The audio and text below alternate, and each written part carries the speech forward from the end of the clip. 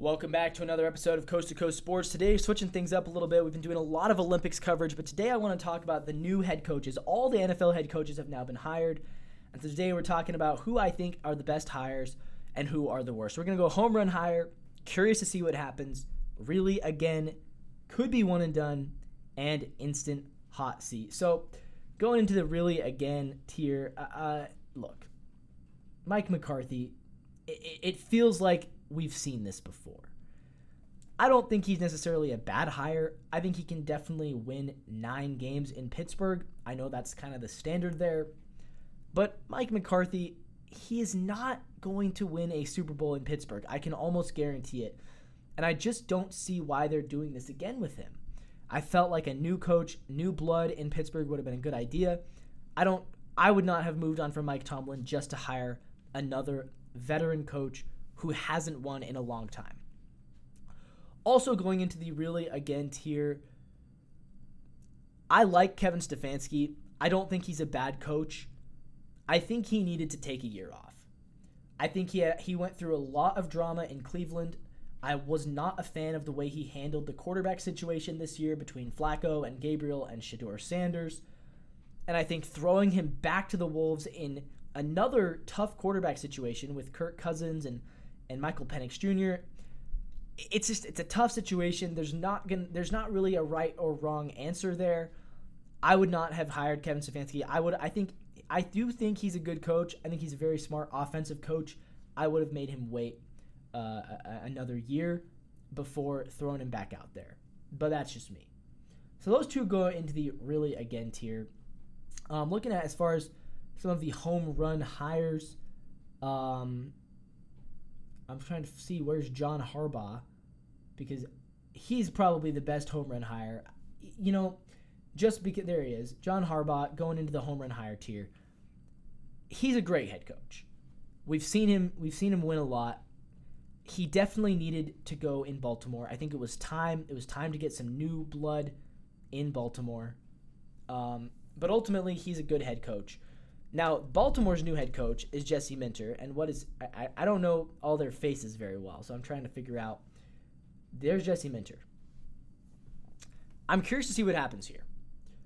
Baltimore is clearly trying to lean into the defensive side of things. They want to find the next Mike Macdonald.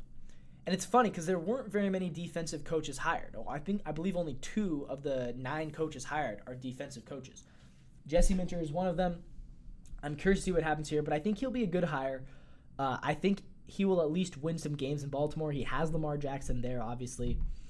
And so, I wouldn't be surprised to see Jesse Minter have some success with Lamar in Baltimore. He's a really brilliant defensive head coach. He is. He's a very brilliant defensive head coach. And so, is he going to be the next Mike Macdonald? Probably not. We'll see. We'll see what happens. But even if he's not the next Mike Macdonald, he can definitely win some games. I think that's definitely curious to see what happens, but I think it's a good hire. Next up, we have Mike LaFleur. It's another guy who I throw into the curious to see what happens. I think Mike LaFleur is very smart. Is that Mike LaFleur? I think that's Mike LaFleur. I think Mike LaFleur is very smart. I'm not sure if he's ready to be a head coach yet. That's kind of my take on him. I think he can be a good head coach. There's no reason why he can't. I think he's a little bit young. And I think there's some pressure. That's Ben Johnson. That's Mike LaFleur. I think there's some pressure going to Arizona where he is instantly going to be the worst team in their division. And who are you going up against every year? You're going up against McVay, Shanahan, McDonald. That's 3 really good coaches. So I think he's a little bit of kind of thrown into the fire. Like, congrats. Now you're in the pressure cooker. And it's not necessarily going to be an easy road for him. But I am curious to see what happens. I do think he can be good. I think he can be good.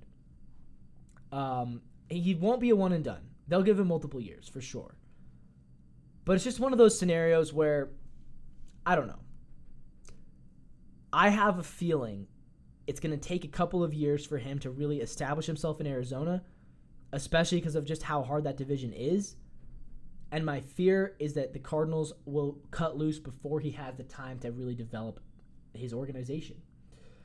Next up, we got the Raiders. We got Clint Kubiak. Where's Clint Kubiak's picture on here? I don't even see him. Is that Clint Kubiak?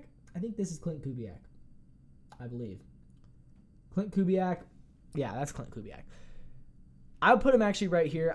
I think he's the third best hire. I don't think he's as strong of a hire as Jesse Minter, but I think he's the third best hire.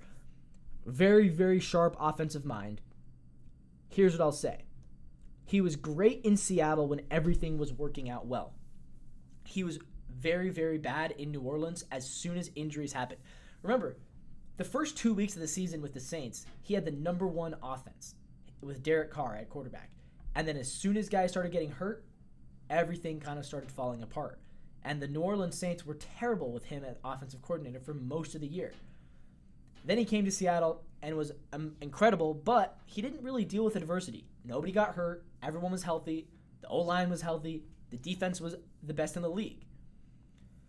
Going to the Raiders, who have a terrible roster and a bad defense, I think he's going to be in for a rough landing. I don't think things are going to be easy for him.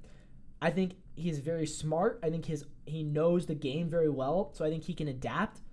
But again, it's going to take him a couple of years, I think, to really kind of establish himself and get going. All right, now for the could-be one-and-done tier. Robert Saleh. I like Robert Saleh as a person. I think he's very, very good as a defensive head coach. As a defensive coordinator. He was not a good head coach on the New York Jets. He wasn't. His best season when they won 7 games. And now he's going to a Titans team that needs to win and needs to win quick. So yeah, I think he could be one and done. I don't think it's the sort of instant hot seat. I think he has earned the respect that if he wins 6 games, they'll give him another chance. If he wins 7 games, they'll give him another chance. If he wins 5 games or 4 games, he's going to be a one and done head coach. And it sucks for him because the Jets and the Titans are not necessarily the two best organizations to be a head coach for. But at the end of the day, you have to win, you have to prove it, and the Titans need to win soon or else they're going to have to blow it up again. They already blew it up. Now they might have to blow it up again if Cam Ward doesn't work out. Let's go instant hot seat now. Joe Brady. I'm very, very intrigued. A year ago, I would have said Joe Brady is one of the best coaching candidates. What I don't like about it, though, is 2 things. Number 1, I liked him as a coach not for the Bills. Very smart offensive guy. I think he's too comfortable in Buffalo. I think with Josh Allen, I think things were going to get too comfortable. I would have loved to see him coach for a team like the Cardinals or the Raiders or the Titans. I'm not sure if I love him in Buffalo. And because of the Bills, what they've done, which is make the playoffs 6 years in a row and come up short 6 years in a row, there's a lot of pressure on him to win and win right away. And if he can't do that, he's not going to be around in Buffalo for much longer. So he's on the instant hot seat. I'm sorry to say it, Joe Brady. You are on the instant hot seat right off the bat. I mean, there's no other way to put it. And finally, the last head coach, another guy I believe is on the instant hot seat, is Todd Monken. Probably the weirdest hire of this coaching cycle. I was never that impressed with him as an offensive coordinator. Now he's in Cleveland, where every year you're on the hot seat, no matter what position or coach you are. Crazy owner, weird quarterback situation. Shador, Dylan Gabriel, do they go find somebody else? I don't know. If Shador's your day one starter, the whole thing is going to be a mess. If he's not, it might be even more of a mess. Because Shador has a lot of fanboys, and they care a lot about what happens to him. So I think Todd Monken probably is the worst hire and also the most likely to be fired in year 1. That's my take. Let me know down in the comments. Do you agree? Do you disagree? And we'll talk more sports. But this is Coast to Coast Sports. I'll see you guys tomorrow.